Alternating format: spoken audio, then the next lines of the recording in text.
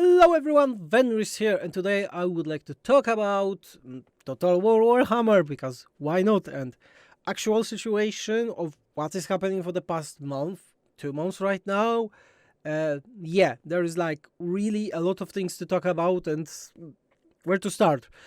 First of all, I was not up to date with the stuff, so this is like a recap video of what was happening, because after we finished most of the hotfixes for the Kingdoms and the Wildlands as a full update. I had a little break from modding, I would say, in the Total War community. So right now I'm getting back to it. I'm checking stuff.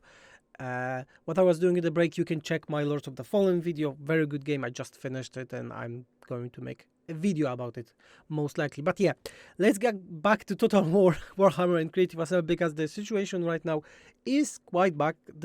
There is a lot of things to recap, yeah?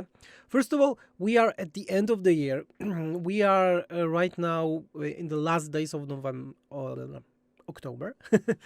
And Thrones of Decay were still not teased even. We don't have any trailer, preview or anything about it. And we don't have still the patch 4.1 that was being announced by CA. Why it's being rolled? Because CA is never working yet December, yeah, so the DLC can be still released at the first days of December, but there is no info about it. Some rumors were saying that it is going to be released still in the schedule, so this year. Other one were that it's not going to be released because it's fully being scrapped after the total fiasco of Shadows of Change. My opinion here is that I don't know really. I would like Thrones of Decay to be delayed, because if it will be the same amount of content as Shadows of Change with the same price and more bugs than the actual fixes, then yeah, I don't really care about it, about this DLC anymore, as long as it will be the same. Let's call it not the best show as Shadows of Change. Other thing is that we had several hotfixes made by Creative Assembly for the game since the fiasco of Shadows of Change, and some people are happy about it. I personally think that those hotfixes were trying to, not add the gasoline to the fire that was already litting around Creative Assembly, but they were very poor way to do it, yeah, because those hotfixes were very small, and one of them even broke stuff because made that the battles were crashing when you were fighting against undead and the demons. Also, people are still reporting tons of bugs after Shadows of Change, so those hotfixes are not the best. And why I'm saying right that we should not be like overly happy about those hotfixes. I will give you a prime example. Again, I'm getting back to the Lords of the Fallen, but the game, since the release last week, is receiving updates every day, hotfixes, updates, balance changes every day, and each of those hotfixes have more changes than all of the hotfixes that CE just released in the past 2 months. CI Games is a studio way smaller than Creative Assembly. Yeah, of course, Lords of the Fallen, I think in terms of the scope and complication of the game, is smaller than Total War Warhammer, but again, they are doing it every day. Similar situation we had with Larian Studios doing the Baldur's Gate game that is insanely complex. Hotfixes every day, almost every day, yeah? And Lords of the Fallen are not only hotfixes, balance stuff, but in the coming days they are adding stuff that are getting from the feedback of the people. Yeah, so changing some stuff in New Game Plus. If you're not with Lords of the Fallen, I'm not going to talk about it. But the thing is that the developers are extremely open to the feedback and people. I'm on a developers Discord right now because I was accepted to the content creator program. That's why I got the DLC from Dogbert, and the fact that they are answering every question, every feedback, then according to it, and they actually making those changes in daily basis, not monthly like CA is doing, is quite insane. Yeah, this is a very small company, keep in mind. And this is not the smallest game. Yeah, this is AAA game, you can say it. Do we have it from CA? Of course we don't. Of course we don't have it. Right now there's tons of nasty rumors about Creative Assembly, that many people were laid off. There are some leaks from the employees that I personally don't believe most of them. One of the YouTubers is doing a lot of videos about it, but I would take it with grain of salt. What we know about is that Legend of Total War, the biggest Total War series creator, person that is, I think, responsible for success of this game in a lot of manner. Yeah, it's like big degree. Was just blacklisted. By Creative Assembly, and I think this is one of the worst decision that you could make. Really, really, like, yeah. This is so much self-explanatory. Yeah, Legend of Thor is a great guy. Yeah, he's making tons of content. He's really maybe not critical, but he is openly trying to get feedback from stuff, yeah, about stuff, because he knows them very well. Yeah, it's a similar to stuff like modders can tell you that some things are very easy to fix because they know how the things working, and Legend is such a person for Total War. And having such a person blacklisted because of the whole situation that is happening right now, Legend made several videos and streams about the situation with CA, but none of them were hateful. None of them were very negative, I would say. They were very critical, but not negative in a way. So those were very valid points about Creative Assembly, especially for the person that works with the Creative Assembly for a long time. Yeah, I have a contact with Creative Assembly also for the long time, and I agree with most things that he said in his videos and this post already. So yeah, this is totally bad situation about Total War Warhammer. Total War as a franchise overall, I would say. Other thing is that as we don't know what is happening right now with Total War Warhammer, we don't know if the Thrones of Decay will be released this year. We have zero information. Again, this is a zero communication. I'm getting back again to the developers of Lords of the Fallen and several other games this year, even like Baldur's Gate and so on. The communication with Creative Assembly is actually non-existable, I would say, in terms of the content creators and creators overall. Yeah, from my experience right now. Another good example: Realms of Ruin, the game in Age of Sigmar world. I also talked with the devs. I got the early access to the demo. Super nice people. Big kudos to them. Very open, taking feedback, answering everything, answering people on comments, things like that. You don't have that with Creative Assembly.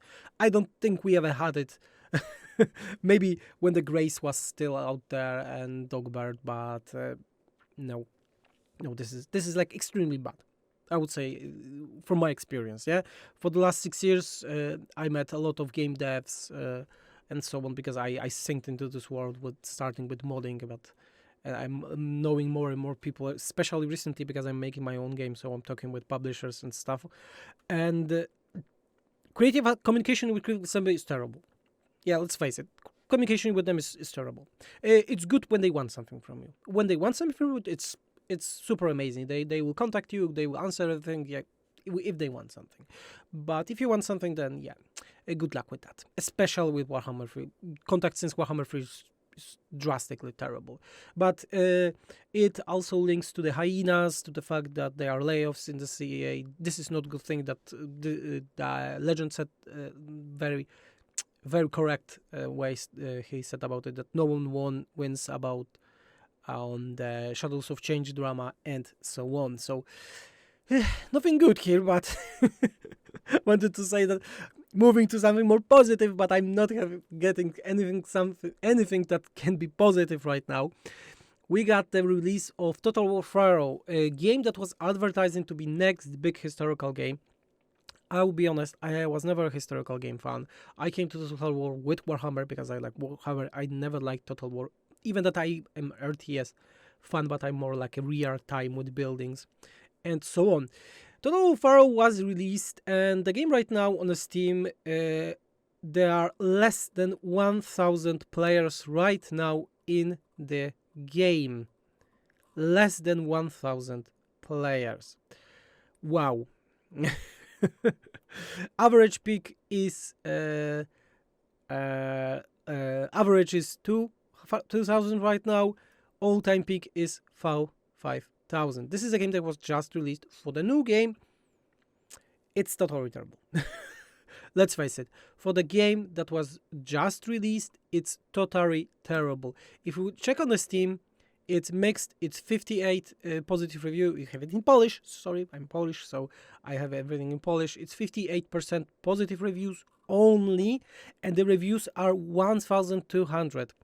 If we make a calculation, like a quick calculation, so in game dev, there's like a rule, maybe not like in game dev, but in terms of statistic, is that 1% of people is doing a review. Of course, this percentage can be higher or lower depending on the game, how much interest it had. Like games like, let's say, Elden Ring have way more reviews because the game is very hyped and things like that. So if we count it on 100, so it means that the game maybe this is an assumption, sold in only 129,000. For a AAA game, this is a fiasco. Yeah, this is a fiasco. Player numbers are showing it.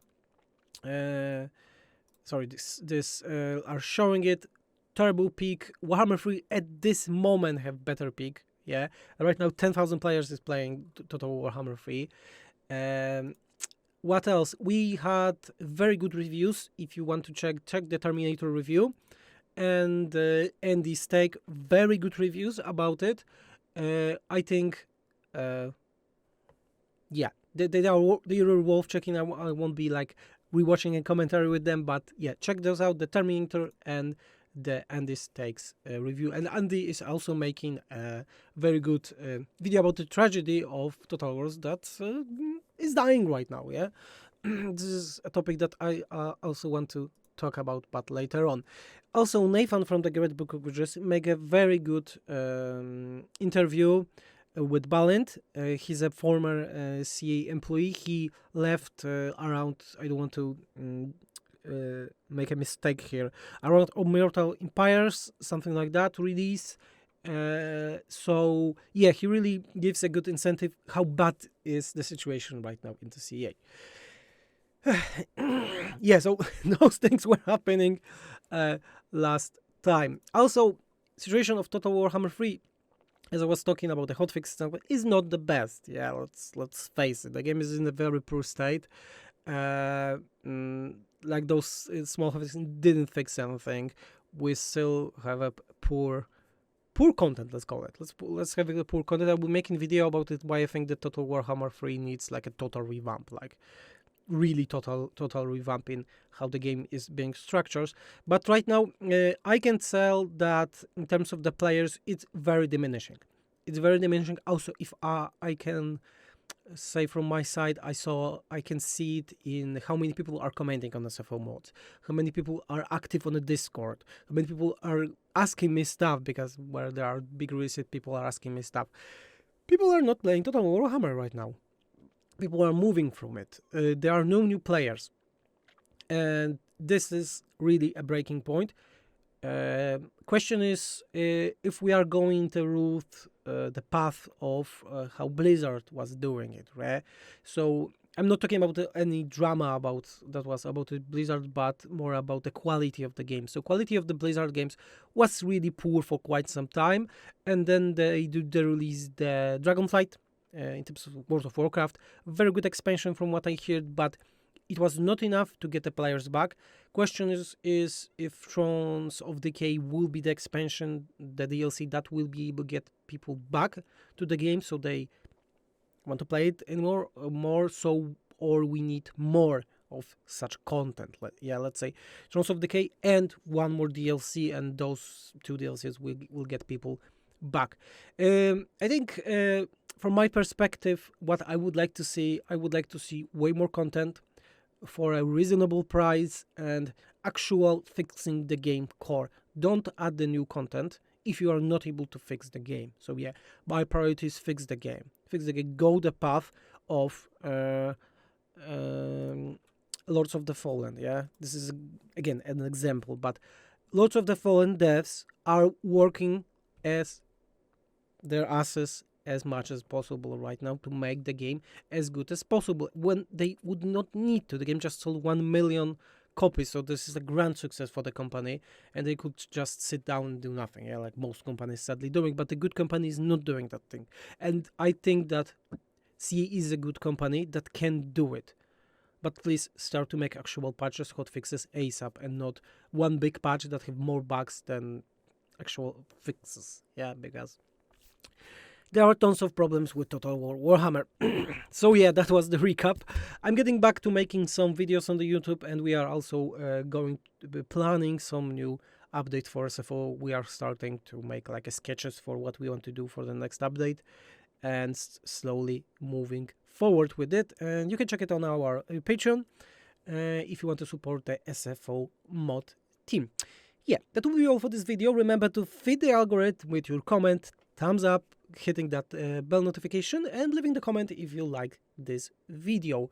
Yeah, that was Venris, and I'm out. And let's see, and answer from me at the end of this video is, what do you think about the actual situation with Creative Assembly? Do you think that there is a bright future, or we are just going to be in a worse and worse situation and state of the game, which I really hope is not the case. Yeah, see ya, everyone.